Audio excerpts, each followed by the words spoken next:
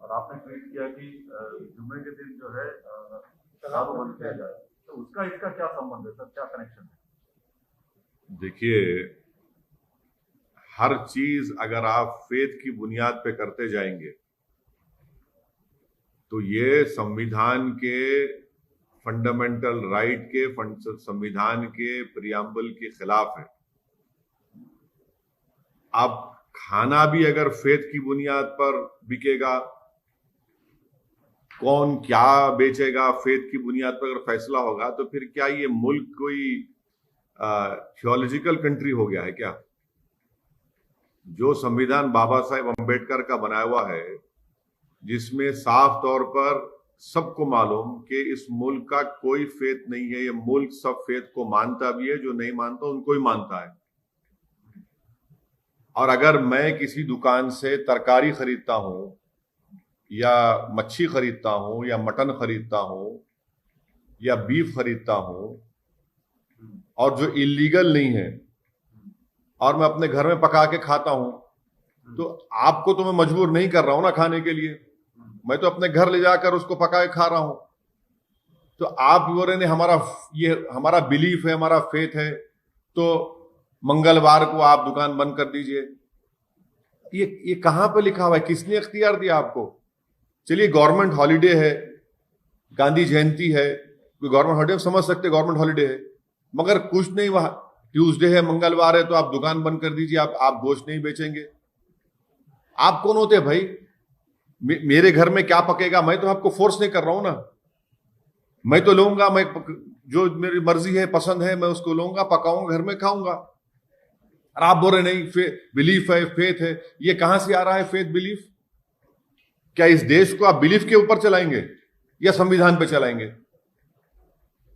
अगर ये देश बिलीफ पर चलेगा तो फिर संविधान क्यों है? निकाल दीजिए संविधान, खत्म कर दीजिए संविधान को। आप फिर एक मजाक बनाकर रखे हैं कि आप लोग, आप सत्ता में है तो आपका बिलीफ है, फेथ है।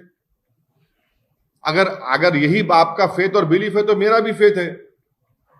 मैं इसलिए मैं कह रहा हूं कि ठीक है, आप फ्राइडे के दिन शराब की दुकान बंद कर दीजिए, शराब बेचिए मत। आप एक मजाक बना कर रखे हैं भाई। आप कैसे देश को आगे लेके जाएंगे? अच्छा, फिर ये क्यों कानून नहीं बनाते वो गुरुग्राम में कि भाई जितने हमारे गुरुग्राम में 5 स्टार हैं वो गोश्त नहीं बेचेंगे? बनाइए ना, चलिए बोल दीजिए पूरे 5 स्टार होटल में गोश्त नहीं बिकेगा, कोई सर्व नहीं करेगा। ये सिर्फ और सिर्फ इस देश की जो खूबसूरती है, उसकी डाइवर्सिटी, उसकी प्लुरलिज्म को खत्म करके इस देश को एक थियोक्रेटिक कंट्री बनाने की पूरी कोशिश की जा रही है। अब सुप्रीम कोर्ट का जजमेंट है कि right to privacy fundamental right है। भाई मेरा ये प्राइवेट राइट है मेरा, मैं अपने घर में क्या करूंगा क्या नहीं करूंगा, उससे आपको क्या? आप क्यों मुंडी झांक रहे हो, उसमें डाल रहे हैं, अपना सर झांक रहे हैं मेरे घर में? ये सरासर गलत फैसला लिया गया है और इसी तरह के फैसले हर जगह पर शुरू हो जाएंगे। आपने कर्नाटका में बीफ बैन लगा दिया, 1.5 लाख से ज्यादा कुरैश बरादरी के लोग बेरोजगार हो गए। अरे भाई, बीफ बैन लगाने से उसमें क्या, ये वो किस बुनियाद पे किया गया? तो इस तरह से हर तरीके से लोगों को बेरोजगार बनाया जा रहा है, इकोनॉमिकली उनको हर्ट किया जा रहा है, बिलीफ के नाम पर, फेथ के नाम पर। और इससे नफरत बढ़ेगी, देश में नफरत बढ़ेगी, देश में उन लोगों के खिलाफ नफरत बढ़ेगी जो मटन खाते हैं, जो चिकन खाते हैं, जो नॉन वेजिटेरियन है, उनके खिलाफ आप हेट्रेड बढ़ाएंगे और कुछ नहीं करेंगे। तो इसलिए हम ये चाहेंगे कि भारतीय जनता पार्टी जो सत्ता में है हरियाणा में और देश में है, वो देश को संविधान से चलाए और उस फैसले को रोके फौरन, इमीडिएटली इसको वापस ले जाना चाहिए। आप क्यों, पहले पूरी इकोनॉमी डाउन है और क्या सिर्फ गोश्त बेचने वाले से मुसलमान है, उसमें नॉन मुस्लिम नहीं है क्या? उनके पेट पे क्यों लात मार रहे हैं आप? जो उनका एक जो नुकसान होगा उस दिन क्या करेंगे उसके लिए? आप क्या खाएंगे? वो उनका दुकान का किराया देना है, उनके 10 एक्सपेंडिचर है, नौकरी तो दे नहीं पाई सरकार। मिडिल क्लास जो भारत में था वो अब पुअर हो चुका है, डेटा आ चुका है। ऐसे माहौल में इस तरह की हरकत कर रहे हैं, और वो भी इतना इंपॉर्टेंट शहर है हमारे कंट्री का, गुरुग्राम। वहां पर जहां पर बड़े से बड़े सॉफ्टवेयर कंपनीज हैं, 5 स्टार होटल्स हैं, एक इकोनॉमिक ग्रोथ सेंटर है, वहां पर इस तरह का वाहियात किस्म का फैसला ले लिया गया।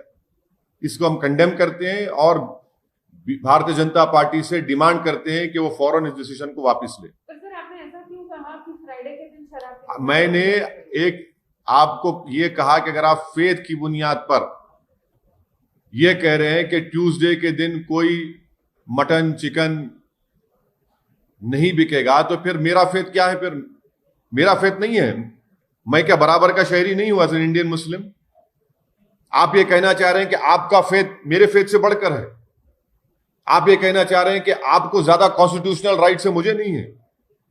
इसीलिए मैंने क्वेश्चन रेस किया है। अगर आपका फेथ आपके लिए इंपॉर्टेंट है, मेरा फेथ भी मेरे लिए इंपॉर्टेंट है। अगर आपका बिलीफ आपके लिए इंपॉर्टेंट है तो सबका बिलीफ इंपॉर्टेंट होना चाहिए। खाली आपके एक का बिलीफ कैसे इंपॉर्टेंट होगा? संविधान में तो सब बराबर है ना। कोई संविधान तो ये नहीं कहता कि ये मजहब का, ये बिलीफ वाला भारत का नंबर 1 सिटीजन है और दूसरा नंबर 2 सिटीजन है। यही तो मैसेज दिया जा रहा है सब चीजों से। बंगाल में खेला होगा कि ना? अभी आप जो है ये चिकन मटन की बात हो रही है, इलेक्शन की बात बाद में होगी। अच्छा सर, आज आपको पता होगा कि आरएसएस के नए जनरल सेक्रेटरी बन गए दत्तात्रेय होसामने। उन्होंने कई बातें कही, उसमें से एक जो है बात कही थी लव जिहाद की। तो उनका कहना है कि लव जिहाद जो शब्द है वो संघ का नहीं है, लेकिन केरल से आया है। तो उनसे पूछिए ना, उनके ही मानने वाले उत्तर प्रदेश में जहां जहां बीजेपी रूल स्टेट से वहां पर इस तरह का कानून बना रहे हैं। कोई अपनी पसंद से शादी नहीं कर सकता, कोई अपनी पसंद से मजहब छोड़ नहीं सकता। तो ये अनकॉन्स्टिट्यूशनल, इनका ये तमाम जो लॉज बनाए जा रहे हैं ये तमाम अनकॉन्स्टिट्यूशनल है, राइट टू इक्वालिटी के खिलाफ है, हर चीज के खिलाफ है, कॉन्स्टिट्यूशन के फंडामेंटल राइट्स के खिलाफ। जमीरुल हसन साहब पार्टी टीएमसी बोल रहे हैं कि ममता बनर्जी को जितवाएंगे। हाँ तो उनसे पूछिए भाई, मेरे को नहीं मालूम। और उन्होंने ये कहा गुरुग्राम में जो डिसीजन लिया गया है उस पर आप विरोध कर रहे हैं।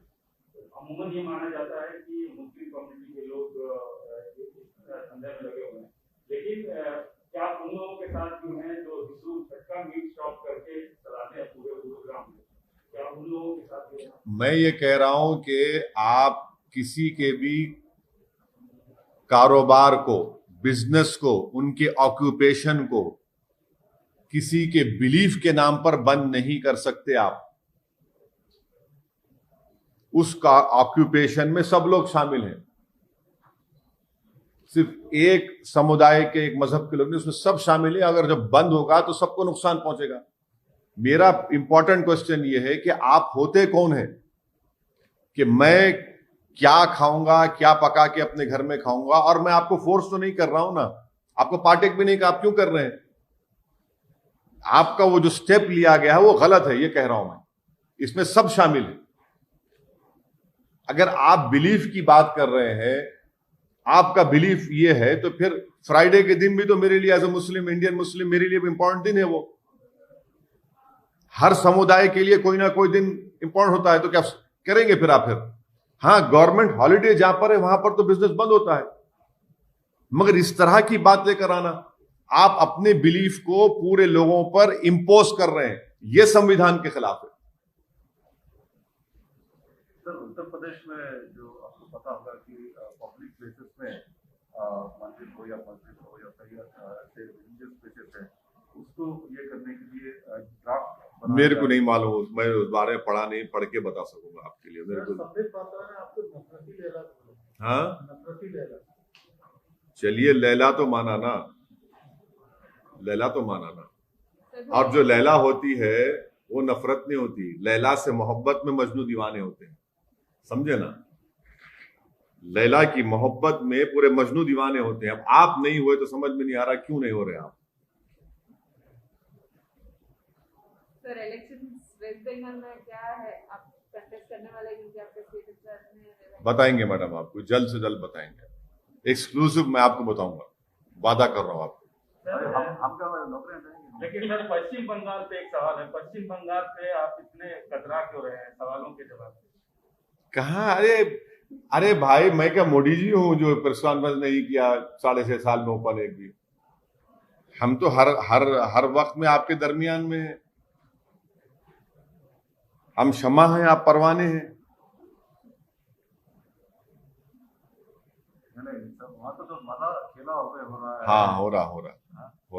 विकास हो रहा है। सर चुनाव वेस्ट बंगाल में चुनाव लड़ेंगे या नहीं लड़ेंगे ये बताएंगे, आपको बताएंगे इंशाल्लाह, जरूर बताएंगे।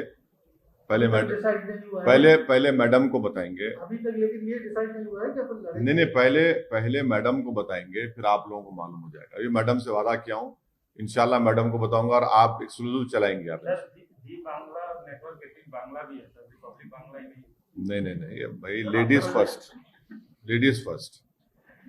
सर तमिलनाडु में आप किस तरह से आगे क्या प्लान है? 3 सीट लड़ रहे हैं जैसा आपको मालूम, और दिनाकरन साहब की पार्टी के साथ हम लोग साथ हैं, और मैं जाऊंगा तमिलनाडु, कैंपेन भी करूंगा और दिनाकरन साहब के साथ भी कैंपेन करूंगा, और पूरी कोशिश करेंगे हमारे कैंडिडेट्स की कामयाबी के लिए। और इंशाल्लाह हमको उम्मीद है कि तमिलनाडु के इलेक्टोरेट, तमिलनाडु के वोटर्स हमको आशीर्वाद देंगे, हमको अपनी मोहब्बतों से नवाजेंगे, हमारे कैंडिडेट्स वोट देकर कामयाब करेंगे।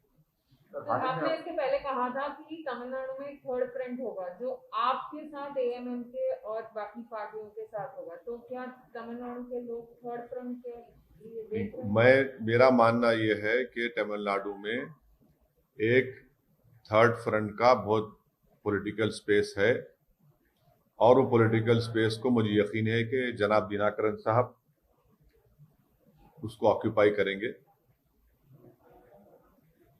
सर हाल ही में आप उत्तर प्रदेश गए और वहाँ पे जलसा किया, काफी सारे लोग आ रहे हैं, तो उत्तर प्रदेश का 1 साल अभी इलेक्शन के लिए 1 साल बाकी है, तो क्या कैसा स्ट्रैटेजी कर रहे हैं, प्लान कर रहे हैं? अभी हम लोग जो है जनाब राजभर साहब के साथ संकल्प मोर्चा बनाया गया है, भागीदारी संकल्प मोर्चा।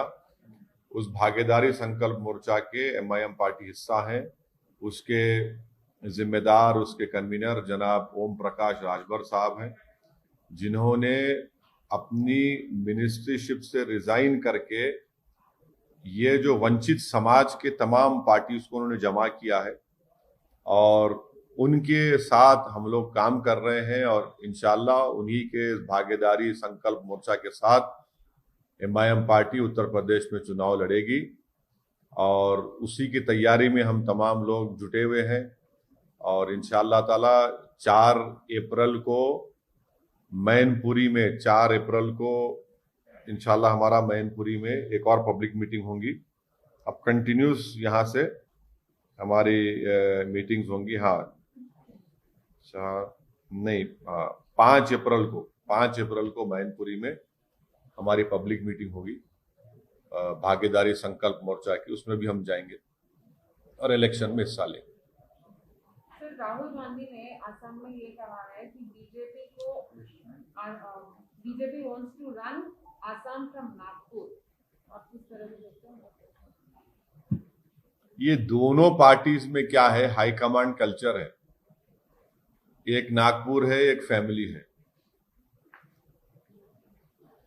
तो वो अब इनके ऊपर मैं क्या बोल सकता हूँ, वो मैं उनकी पार्टी के लोग ही बता सकते हैं उनके बारे में।